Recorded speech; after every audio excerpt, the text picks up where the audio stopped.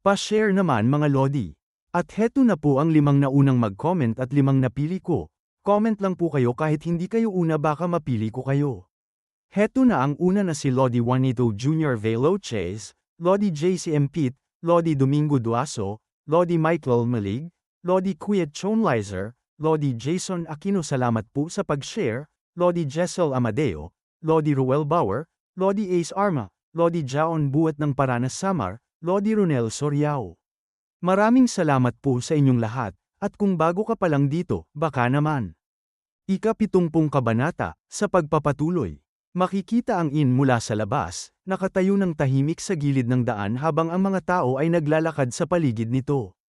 Nakabihis ng marangya si Song Hualin habang naglalakad sa labas, ang kanyang kasuutan ay maayos at elegante, makikita ang masiglang ngiti sa kanyang mukha.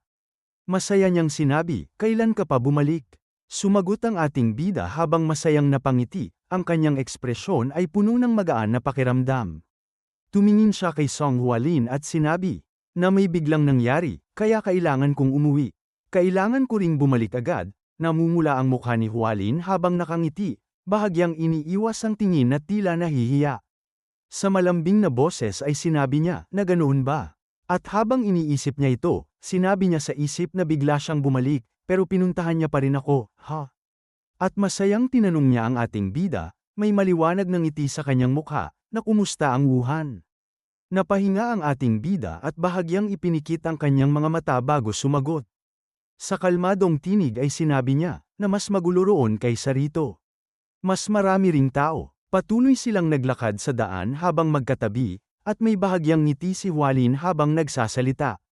Sa medyo mapagbiro ngunit may halong pag-aalangan na boses ay sinabi niya, na siguradong mas maraming babae roon na mas maganda kaysa sa akin.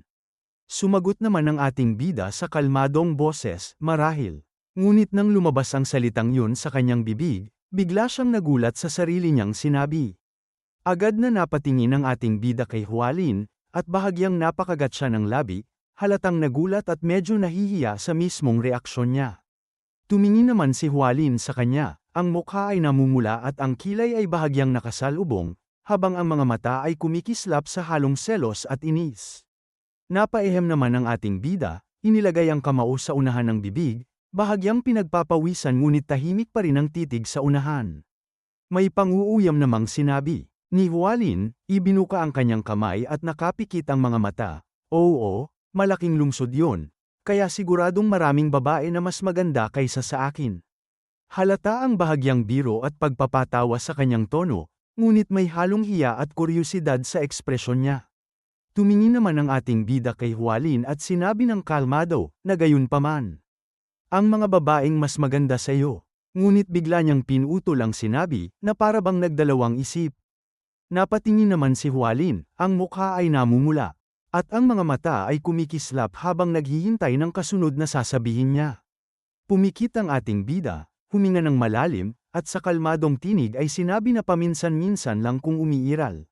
Makikita naman ang mukha ni Song Hualin sa likod niya, halatang nainis. Ang mga kilay ay nakakunot, ang mga labi bahagyang napabuka sa bahagyang pagngisi ng inis. At pagkatapos, huminga ng malalim si Hualin, ang mukha ay namumula habang pumikit siya. Halata ang halong inis, hiya, at bahagyang pagkabigla sa kanyang ekspresyon. Malakas namang tumawa ang ating bida habang tumingin kay Hualin, ang boses ay puno ng aliw at banayad na pagbibiro. Tumawa rin si Hualin, bahagyang napalagay ang kamay sa harap ng bibig, halatang nahihiya ngunit hindi mapigilan ang kanyang aliw. Ang mga mata niya ay kumikislap sa kasiyahan, at bahagyang namumula ang mukha sa labis na pagtawa. At pagkatapos, nagpatuloy na sila sa paglalakad ng tahimik, magkatabi ngunit may bahagyang espasyo sa pagitan nila. Ang bawat hakbang ay kalmado. Ramdam ang banayad na katahimikan at kaunting init sa pagitan nila. At sumapit na ang gabi, makikita ang Billy Family Manor.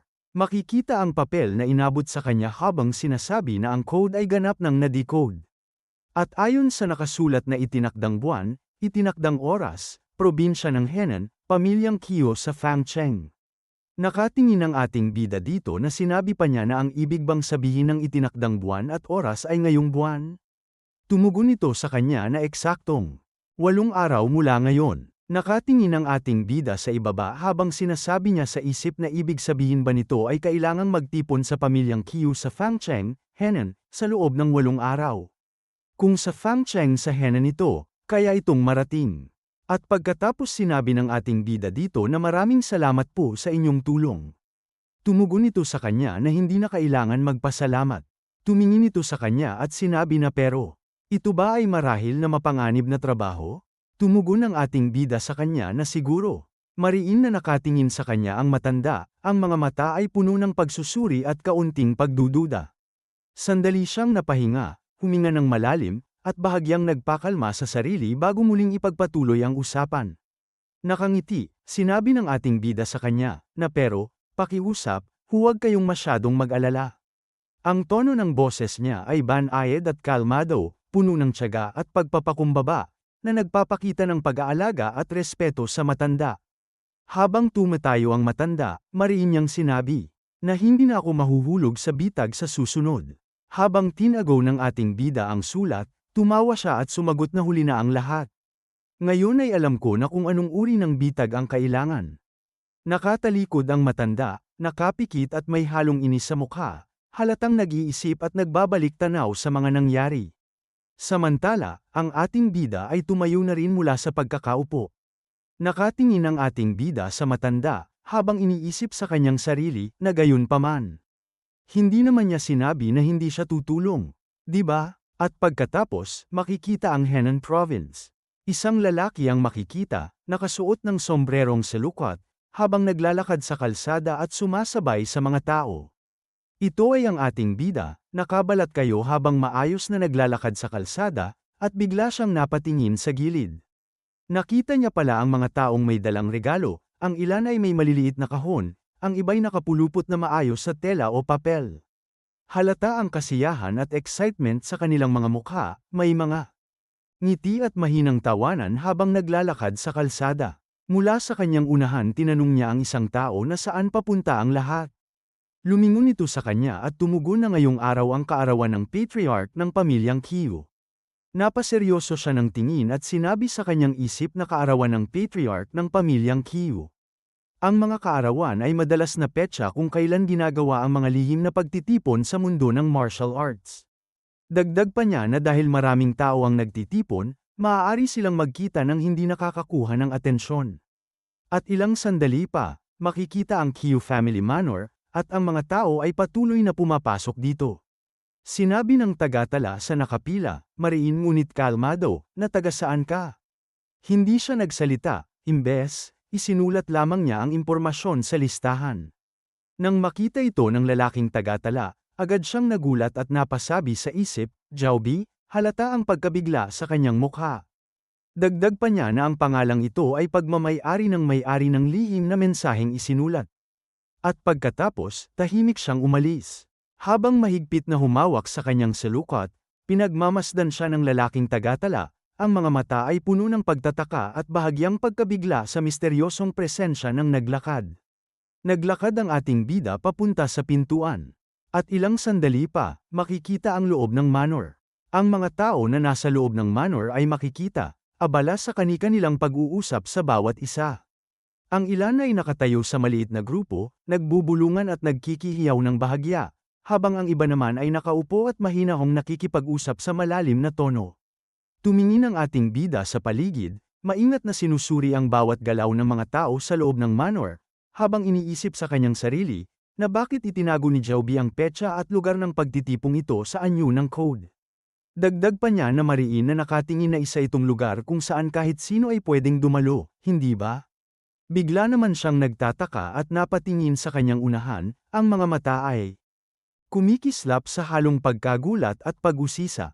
Nakita niya pala ang isang matanda na nakatayo sa harapan, ibinuka ang mga kamay at mariing sinabi, salamat sa inyong lahat sa pagdiriwang ng aking kaarawan. Dahil sa mabubuting puso ng maraming kasamahan sa Miriam, mamatay man ako ngayong araw, wala na akong pagsisisi. Dagdag pa nito sa napakaraming tao sa kanyang harapan na tapat akong umaasa na mag-e-enjoy kayo. Maraming salamat sa pagpunta niyo mula sa malayo. Itinaas nito ang isang kamay habang sinasabi ng mga tao sa kanya na hinahangad namin ng mahabang buhay para sa inyo. Patriarch, Maligayang pagbati po sa inyong kaarawan.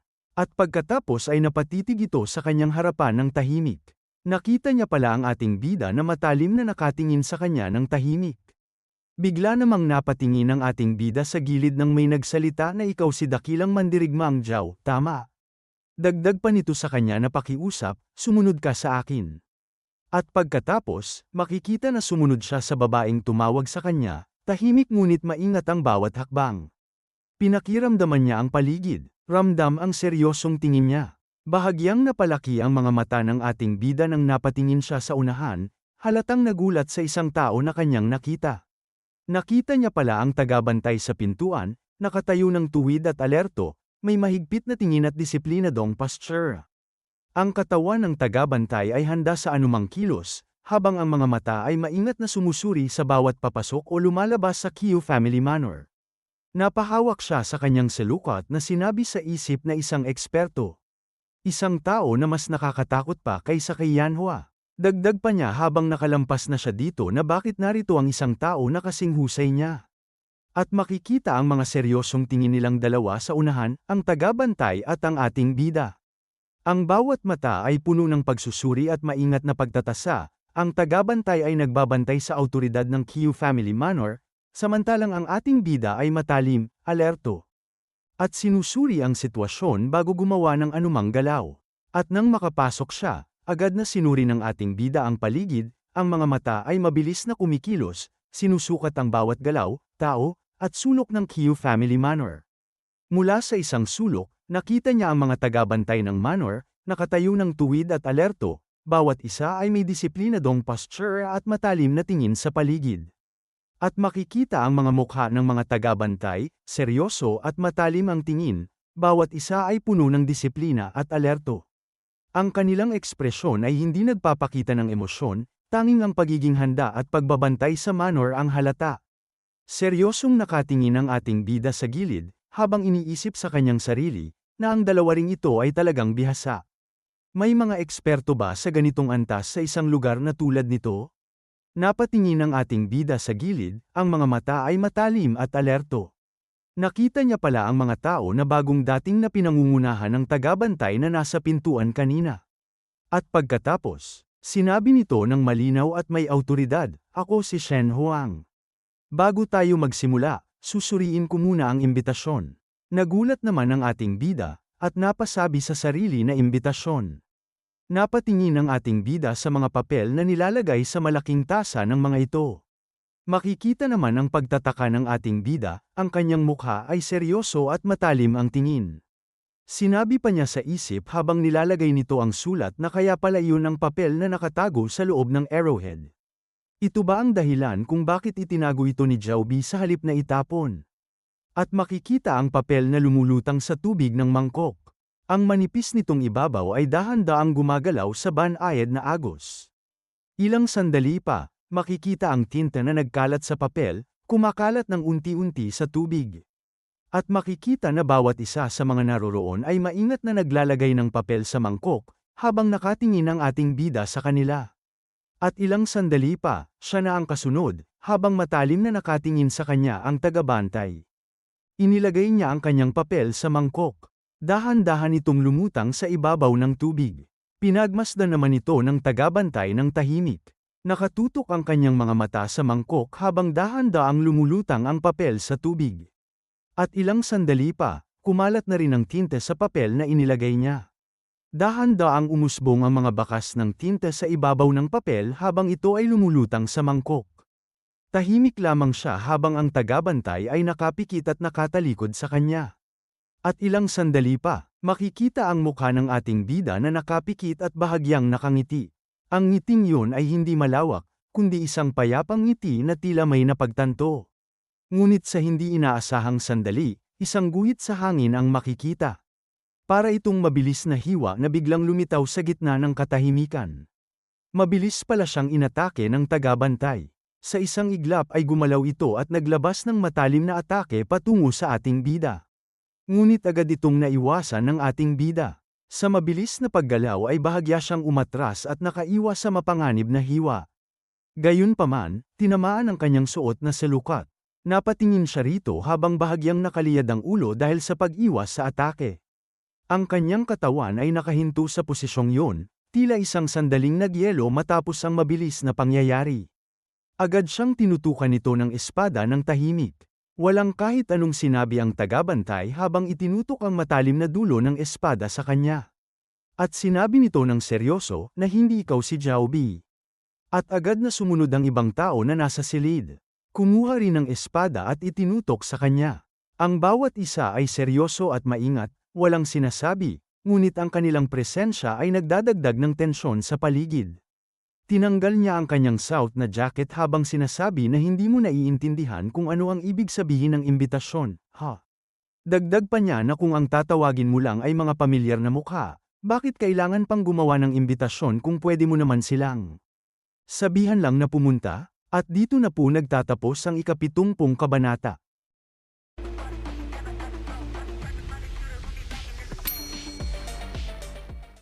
Ika-71 kabanata, sa pagpapatuloy. Napatingin ang ating bida nang bigla namang may malakas na tumatawa sa gilid. Ito pala ay ang matanda na sinasabi na tama yan. Dagdag pa nito sa kanya na kung dinala mo ito, makakapasok ka. Para doon ang imbitasyon. Tahimik lang na pinagmamasdan siya ng ating bida. Sinabi pa ng patriarka sa kanya na sabihin mo sa akin ang tunay mong pangalan, hindi si Xiaobi. Tumugon sa kanya ang ating bida na ayoko. Naiinis ang tagabantay na sinabi na ang lakas ng loob mong walang hiya ka. Agad namang pinigilan siya ng patriarka na sinabi na tama na. At sinabi nito sa kanya na nagpapakipot ka pa, ha? Kaya hindi mo man lang sasabihin ang pangalan mo? Ngumisi ang ating bida na sinabi niya na hindi mo naman kakatayin ang isang baboy sa pamamagitan lang ng pagdinig sa pangalan nito, di ba? Malakas na tumawa ito at sinabi sa kanya na totoo yan. Dagdag pang sinabi nito sa kanya na sige. Bilang naglabas ng imbitasyon, maaari ko itong itanong. Napaseryoso ito ng tingin sa ating bida at sinabi na patay na si Xiaobi. Pero bakit nasa iyo ang kanyang invitation card? Sumagot sa kanya ang ating bida na dahil pinatay ko siya. Sinabing muli sa kanya ng patriarka na ganoon ba? Kung ganoon, isa na lang, sino ka ba talaga? Napahinga naman ang ating bida na sinabi niya habang nakapikit na sabihin na lang nating isa akong tao na hindi kayang magbulag-bulagan sa mga bastardong kumikidnap ng mga bata at nagpapatakbo ng brothel.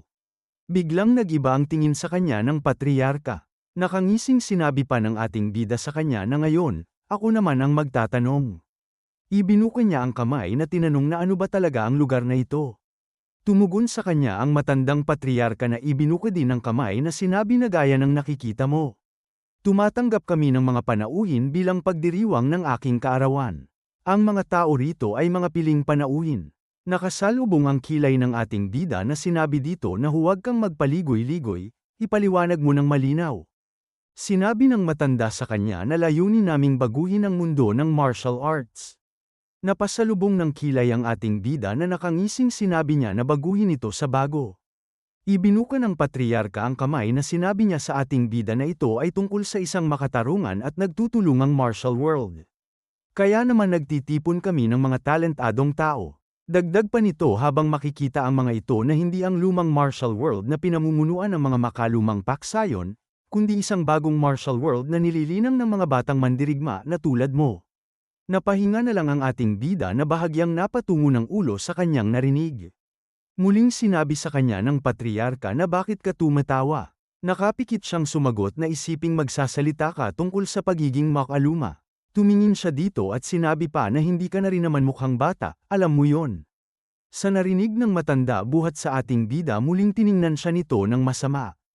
At pagkatapos, tumawa ito at sinabi sa kanya na kaya nga tinawag ka namin.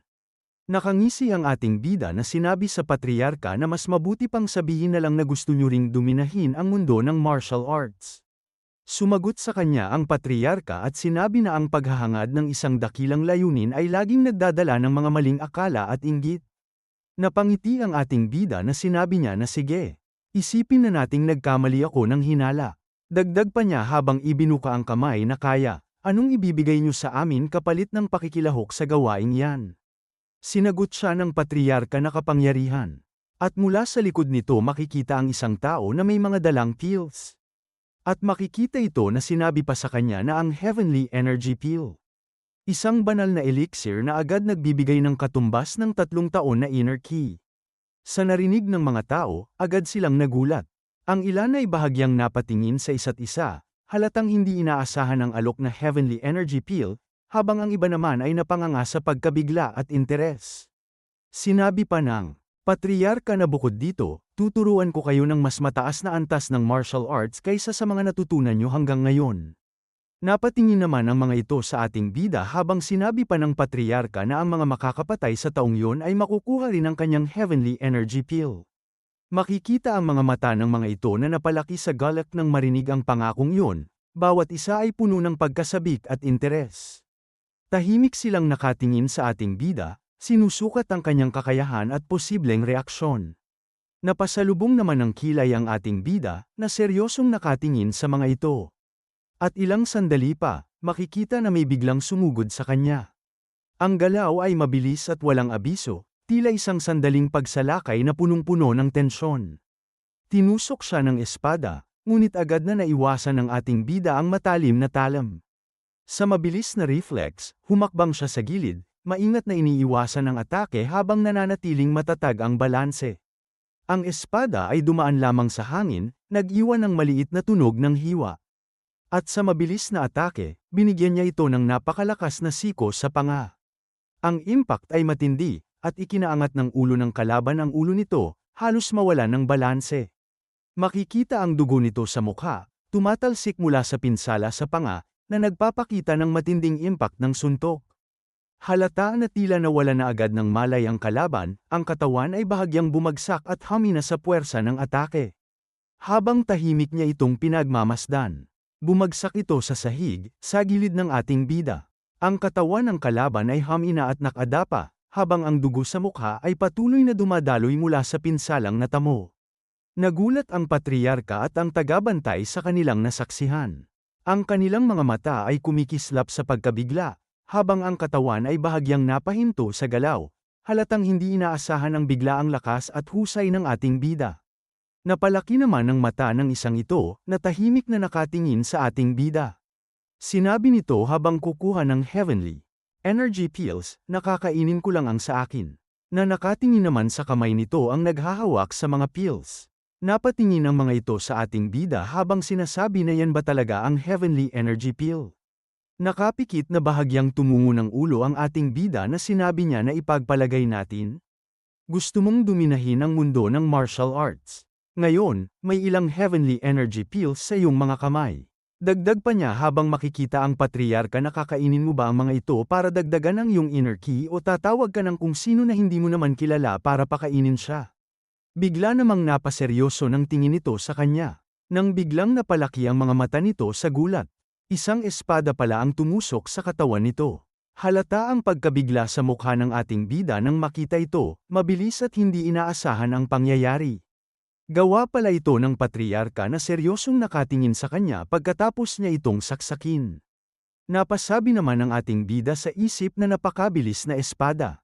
Mas malakas siya kaysa kay Shen Huang, ha? Hawak ang espada na may dugo na sinabi nito na pumalpak ang plano ngayong araw.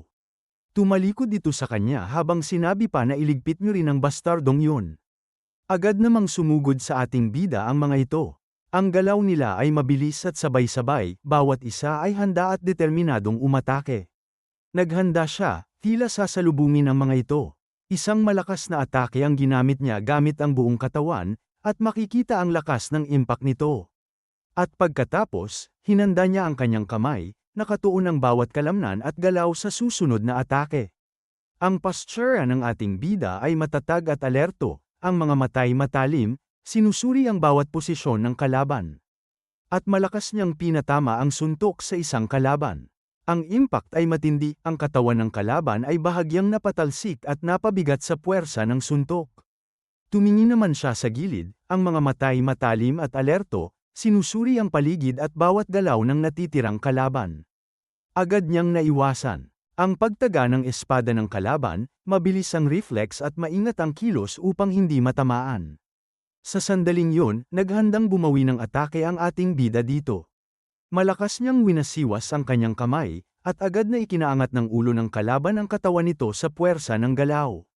Ang impact ay matindi, halata ang lakas at bilis ng suntok o palo. Makikita ang bilis ng ating bida, ang mga kalaban na sumugod sa kanya ay agad na bumagsak, sabay-sabay sa sahig, na nagdulot ng mga alikabok na pumailan lang sa paligid. Ang impact ng bawat galaw ay kitang-kita, ang lakas, bilis, at husay ng ating bida ay malinaw na ipinapakita sa bawat kalaban na bumagsak. Napatingin naman ang patriarka sa kanya ng tahimik. Ang kanyang mga mata ay seryoso at matalim, puno ng pagsusuri at pagtatasa sa kakayahan ng ating bida. At ang iba naman ay tila natakot at tumigil sa kanilang pagsugod. Ang kanilang mga mata ay kumikislap sa pagkabigla at pag-aalinlangan, habang bahagyang napatres o huminto sa galaw, ramdam ang bigat at kapangyarihan ng ating bida. Sinabi naman ng tagabantay ng mariin mula sa likod na may pag-aalala, na mag-ingat kayo. Isa siyang master. Tahimik naman na napatingin ang ating bida sa mga ito, tuwid at matatag ang katawan habang nakatayo. At sa mabilis na galaw, bigla siyang nawala sa kanyang kinatatayuan. Para bang naglaho sa isang iglap, at ang tanging bakas lang ng hangin ang natira. Sumugod siya sa mga ito ng bigla at mabilis, ang bawat galaw ay puno ng determinasyon at lakas. Isang malakas na atake ang binigay niya, at bahagya nitong napaangat sa ere ang kalaban. Makikita ang epekto ng lakas sa hangin, ang paligid ay nagalaw at ang dami ng puwersa ay ramdam sa bawat galaw. Agad naman niyang inipit ang espada ng kalaban sa pagitan ng katawan at braso, pinipigilan ang tusok patungo sa kanyang likod. Ang galaw ay mabilis at maingat, ipinapakita ang husay at reflex ng ating bida sa pakikipaglaban. At sa isang malakas na siko, pinabagsak niya ito. Ang impact ay matindi, ang kalaban ay bahagyang napalayo. Malakas namang winasiwas ng kalaban ang espada patungo sa ating bida, ngunit mabilis na tumalon ang ating bida sa ere, iniiwasan ang mapanganib na talam. Habang nasa ere, agad niyang ginawa ang isang malakas na sipa. Tumama ito sa kalaban, na agad na bumaon sa sahig. Sa impact, umusbong ang makapal na usok na pumailan lang sa paligid, halos natabunan ang sahig at ang lugar sa paligid ng ating bida. Napatingin muli ang patriarka sa kanya ng tahimik. At makikita ang isang kalaban na nagpagulong-gulong sa sahig, papunta sa tagabantay. Napatingin ito sa ating bida, ang mukha ay puno ng galit at pagkabigo, at mariing sinabi, na nakakabwisit na ito. Tumingin sa kanya ng mariin ang kalaban, ang mga mata ay puno ng galit at pagkamuhi, at mariing sinabi, nalintik kang. Bastardo ka, papatayin kita. At pagkatapos, tumusok ito sa hangin gamit ang kanyang espada, at makikita ang mga talam na gumuhit sa hangin patungo sa ating bida. Ang galaw ay mabilis at matalim. Halatang may kasamang puwersa at layunin. Sa pagitan ng mga talam, dumaan ang ating bida ng mabilis at maingat, at agad na sumugod, nakatingin sa unahan. Sa bilis ng ating bida, nagkaroon siya ng mga after image, mga anino at bakas ng mabilis na galaw na mistulang kumakalat sa paligid. Nagulat naman ito sa kanyang nakita, at agad na tumusok ng espada papunta sa ating bida. Agad naman niya itong naiwasan, dumaan sa kanyang gilid na mukha ang talam ng espada. Ang galaw ng ating bida ay mabilis at maingat, naipakita ang kanyang husay sa pag-iwas sa mapanganib na atake. Nakatitig siya ng seryoso sa kalaban, ang mga matay matalim at nakatutok, sinusuri ang susunod na galaw. Sa isang sandali, mabilis siyang nakalapit sa kalaban na ikinagulat nito. Halata sa ekspresyon ng kalaban ang pagkabigla at kawalan ng paghahanda sa biglaang paglapit. May madilim na ekspresyon ng mukha ang ating bida na sinabi niya na kung hindi mo kayang harapin ang huling sandaling ito, hindi mo na. Sana sinubukang tumalon sa jangho na ito. Napatingin naman ito sa kanya, ang mga mata ay nanlalaki at puno ng takot at pagkabigla. Halata sa ekspresyon nito na hindi inaasahan ang bilis at husay ng ating bida sa labanan. Sa isang malakas na suntok ng ating bida, tinamaan niya ito sa katawan, at kitang-kita ang lakas at impact ng tama. Ang katawan nito ay napatalsik sa malayo, at makikita sa hangin ang impact ng malakas na suntok. Makikita ang makapal na usok sa malakas na pagbagsak nito sa sahig. Ang alon ng alikabok ay pumailan lang sa paligid, bahagyang natabunan ng sahig at ang lugar kung saan bumagsak ang kalaban. Makikita ang katawan nito na walang galaw, nakahandusay sa gitna ng mga usok. Ang kanyang posisyon ay nagpapakita ng kabigatan ng impact at ng pinsalang natamo. habang ang makapal na usok ay unti-unting pumapalibot sa paligid, nagdaragdag ng dramatikong tensyon sa silid. At pagkatapos, sinabi sa kanya ng patriarka na sinasabi nila na may isang hindi kilalang mandirigma ang gumamit ng sining sa pakikipaglaban para patayin ang slaughterer ng Heavenly Blade Sect.